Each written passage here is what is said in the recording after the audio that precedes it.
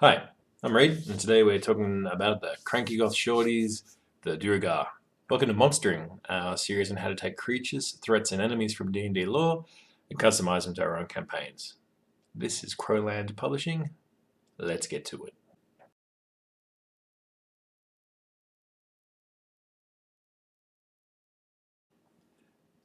Duergar are evil dwarves. A long time ago, they had a big fight with whatever the mainstream dwarven culture is in your campaign world, mountain dwarves, anvil dwarves, gold dwarves, whatever. They had a big fight. It was religious in nature, and the losing faction, what became the Duergar, took their bat and their ball and went further deep down into the darkness, where, as usually happens, the bizarre magic and radiation and horrible intelligences and monstrosities mutated them, and they became very, very evil indeed. And now they live a life without blackjack and without hookers because they're evil. Now, if that sounds exactly like a reworking of the Dark Elven backstory, perhaps the most famous of the D&D monsters, it is. It's exactly the same story. And the, the thing is that Duergar are not a really very famous monster because they're basically just dwarves LARPing as drow. They're in cosplay. See, drow are beautiful, sinister, charismatic, shadowy, and aristocratic. It's all, cheekbones and murder. And eyeliner and lace, it just doesn't really work with the foot-long beard and brutal work ethic. But the concept of dwarves is solid and dependable, stubborn, tough, handy. All of that turned to evil, flipped upside down. It's too good a concept to leave alone. So I think that Duergar are a really, really interesting race that just really needs to be rethought. Now, they're still dwarves. They're 4 feet tall, strong, tough, not very wise. They can see in the dark. And Duergar have some social powers that regular dwarves don't. They can see through illusionary magic fairly easily. They're resistant to poison. They can go invisible once a day. They're bad in sunlight, it hurts their eyes. And also, they can cast Enlarge on themselves once a day. A power that I have never understood. Now, all that stuff is great. And it's actually a pretty good set of powers to use for an evil dwarf. Except for the Enlarge, but we can work for the rest. I think the most important thing that we need to do is to break away from that Dark Elven model of we lost a fight and now we hate you. We need to reimagine them completely from the ground up, and we need more hooks than just, oh no, slavers, and oh no, we've been captured, now we must gladiate a fight or be fed to the worms. That's just a bad cover version of a good song. And that Enlarge has got to go because you do not need to get large, muchacho, in the twisting, cramped volcanic tunnels of 10 miles beneath the earth. Let's go.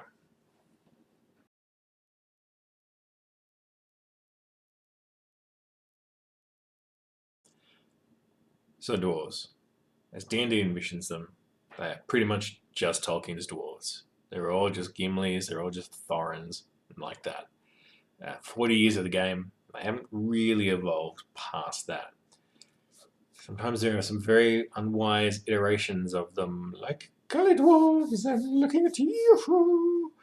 And now you probably know this, but old Jertolkus, as he was known to his mates like Sis Lewis, he was a scholar of all that Scandinavian, Germanian mythological nonsense. Oh. It's a bit complicated, those dwarves, and it's outside the range of this video, but they were very.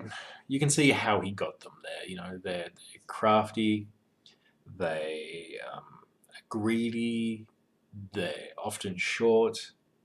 Um, they have one big difference though. That they're kind of tied to this cosmic supergiant called Ymir.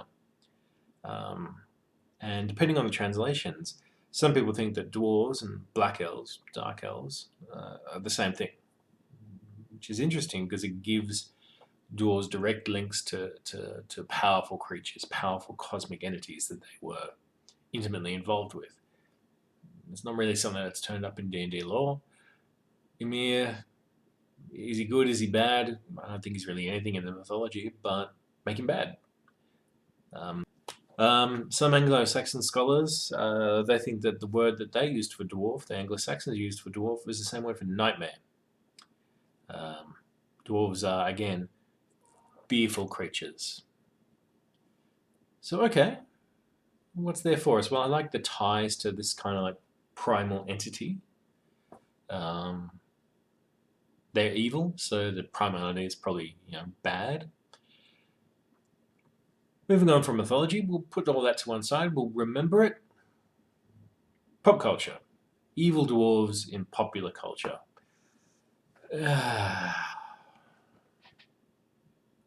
Tom Cruise. Comedy. Evil dwarves from popular culture. Chaos dwarves from Warhammer is what immediately jumps to mind. Chaos dwarves were all very Sumerian and Babylonian themed, and they ruled. They have sweet hats. Oddly enough, they're actually quite similar to grey dwarves in that they're basically they're dwarf Satanists. They worship the forces of darkness. I love Chaos dwarves. I love their visuals. I love their links to a culture you don't see represented very often in fantasy worlds. They have all these crazy looking war machines. They live in weird ziggurats rather than in mountains. They rule. Steal them. Just absolutely take them.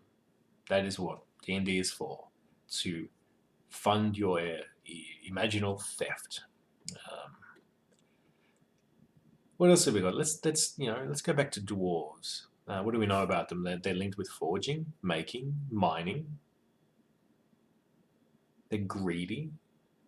They are often depicted as having a weakness for greed. They're involved with technology, with industry. So perhaps the Grey Dwarves, the reason why they were thrown out of dwarven society in the first place, or perhaps the reason why the good dwarves fled up further to the surface, is that the Grey Dwarves, the Duergar, invented some kind of horrific technology that other dwarves could not have any truck with. A monstrous steampunk technology or a necromantic technology, the steampunk stuff could be, horrible cyborging, at the age of 3 months old, we take out babies' eyes and replace them with these, horrific cameras that, spark and, looking into a grey dwarf's eyes is like being targeted by a gun, which you are. Or perhaps it was necromantic technology and that they need souls to make specific kinds of fires, or they collect bones from the living and use those as a basis for their technology, or they need blood to cool certain kinds of weapons and stuff in. Just creep them out, I could really see that underground race of horrific cyborgs, like bring up the torment engine, Davros kind of dudes, horrific Dalek voices, hands becoming claws, just creep out your players with you just feel, your wrist break as this horrible, ugh, and creep me out. And you could actually rework the technologies as part of their inherent magical backgrounds. Engage stealth mode for invisibility, that sort of stuff. There's another thing that you could do, which is the dwarven penchant for security, for homelands, I'm sorry, my dog just licked my foot. Protected borders, and you really ramp that up. They become xenophobic. They become obsessed with living room for their culture. They become obsessed with their own culture. Theirs is superior, and everything else is the work of lazy, reckless scum who need to be taught a lesson, and that lesson is, you are now a slave and I will chop your hands off. Fascist dwarves. Essentially, give them sinister black armor. Give them a horrible symbol. Give them you know, that the worst thing that can happen to you is to end up in a Duergar labor camp. Now, coming back to that Ymir character, to the cosmic giant, if you did want to keep the evil god tricked us, or we simply declared service to an evil god, make it sound like Jack Kirby's dark side, you know, the universal god of fascism, the god who finds value in worshippers only if they break themselves in absolute cringing obedience. That is who the Duergar worship, and that is who the Duergar will offer up entire nations to. I think one of the advantages to having a kind of reactionary, horrible empire of dwarves as well is that they're fantastic baddies for everyone to unite against. A lot of people want to play an evil drow campaign. Here's a good excuse. These fascist dwarves are expanding ever outwards. They do not care about your borders. They consider you soft, effete creeps. They're going to destroy your culture. They don't care about your god. They don't care about your slaves. They don't care about your beautiful, wondrous sense of dark aesthetics. They're going to tear it all down. And that is going to make for some interesting role-playing experiences, especially when, you know, the purple worm limousines rock up into your creepy dark elven city and out come the mind-flayed diplomats. You know?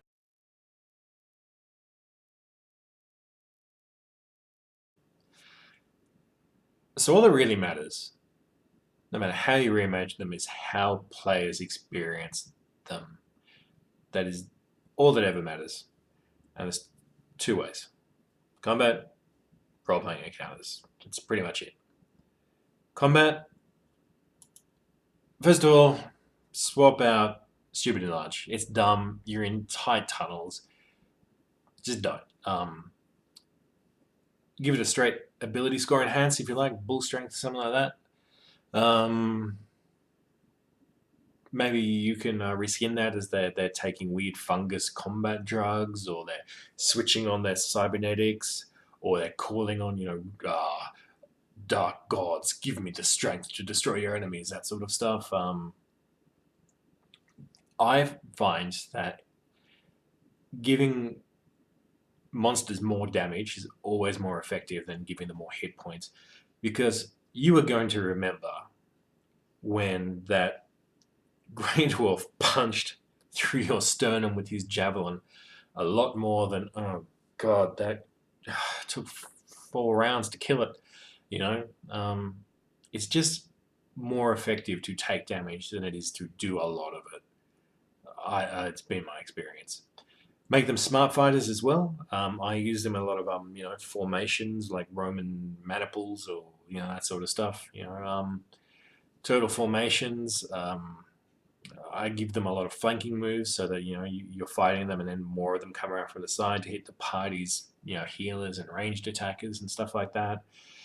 I also really like to give them a lot of assistance in the form of, you know, I just reskin a golem as a robot or something like that, or a horrible necromantic creation. Or I also have got a lot of mileage out of taking things like ankegs and mobats and carrion crawlers, underground monsters.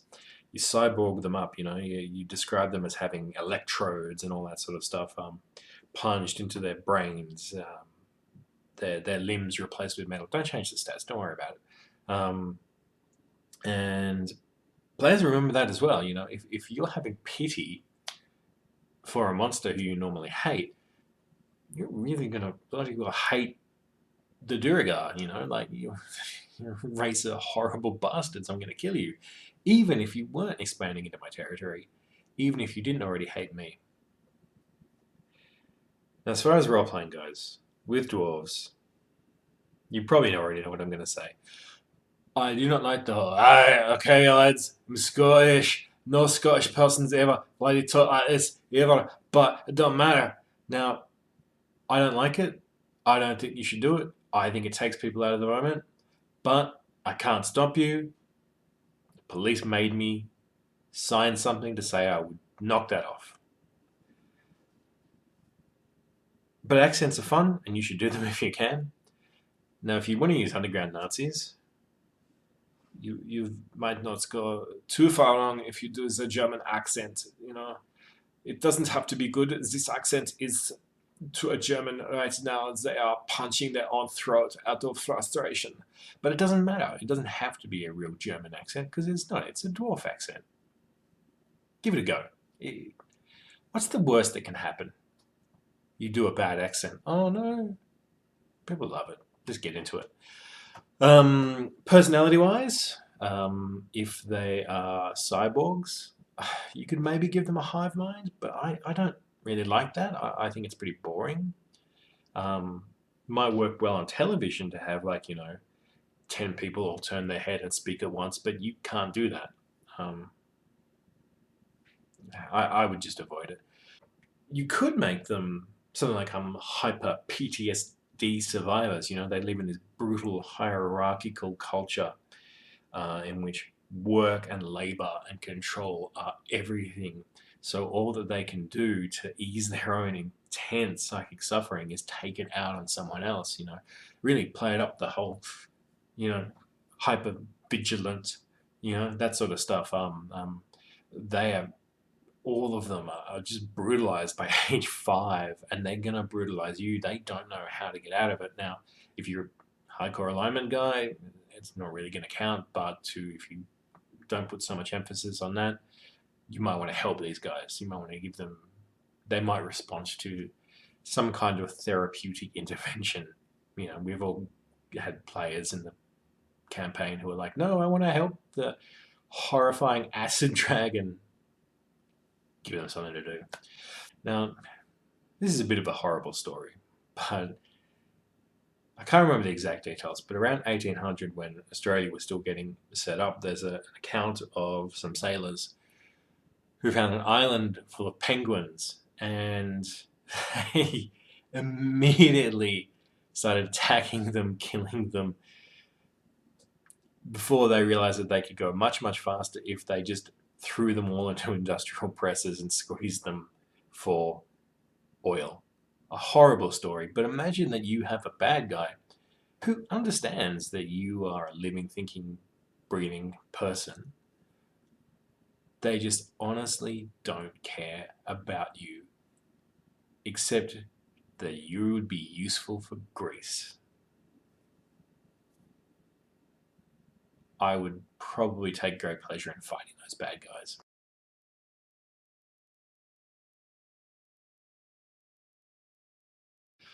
Alright, we're running out of time. Let's bring it on home. Adventure hooks. How are you going to meet the Duergar? How are you going to use the Duergar? Let's go. 5th columnists. The Dwarves are being tempted into Dwarven supremacy. Duergar, they may or may not have diplomatic ties with your Dwarven nations, but if they do, they have decided that the time has come to make Dwarves great again.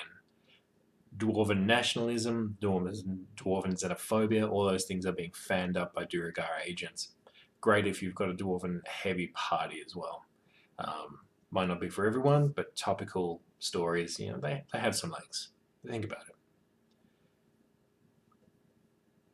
So the Duergar come to the surface. All right, no big deal. That's a pretty standard storyline. It's how you tend to meet drow. They rock up, they kill some elves, they take some slaves. But Duergar are not drow, and they're not particularly worried by the sun. All they have is some perception check problem, something like that. This isn't a raid, it's an invasion. You see some Duergar come to the surface. Oh, there's a bit of a worry, but we'll see them off. Oh no, they've bought some giant robots. They've bought the mana cannons. They've bought the crack legions. Things are very different when it's a full-on invasion. All your players are various characters of the Underdark. Have fun. Let them go nuts. Let them be a drow. Let them be a Sverfnibl. Let them be a mushroom hand if they want. Let them be I don't know, there was a bat race from, I think, 2nd edition. Let them be whatever you want, whatever they want to be, within reason. Let them be a mindfire. And they have to come together to deal with expansive Grey Dwarf invasions.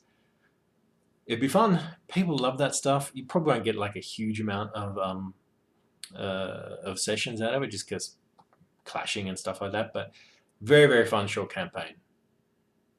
And what if you are former slaves of the Duergar? That's how your campaign starts off. Like getting lashed and whipped and operated on and all that sort of stuff. But you escape.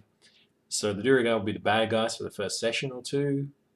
And then as you escape, you run away from them. You finally, get away from the dwarf with no eyes.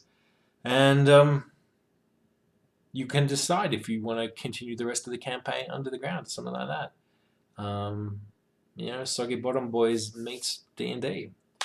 And finally, an ally of yours, an ally who you really like as well, Kuatl, dragon, angel, whatever, is targeted by the Duergar for forcible cyborg conversion. You have to not only resist the invasions, and realize that after you defeated the Duergar for the first time and saved your mate, you're on the menu. You become actively targeted. They want your body to donate to their own horrible science. All right. I think that's about as far as we've come today. Thanks very much for listening. We'll be back soon. See you later.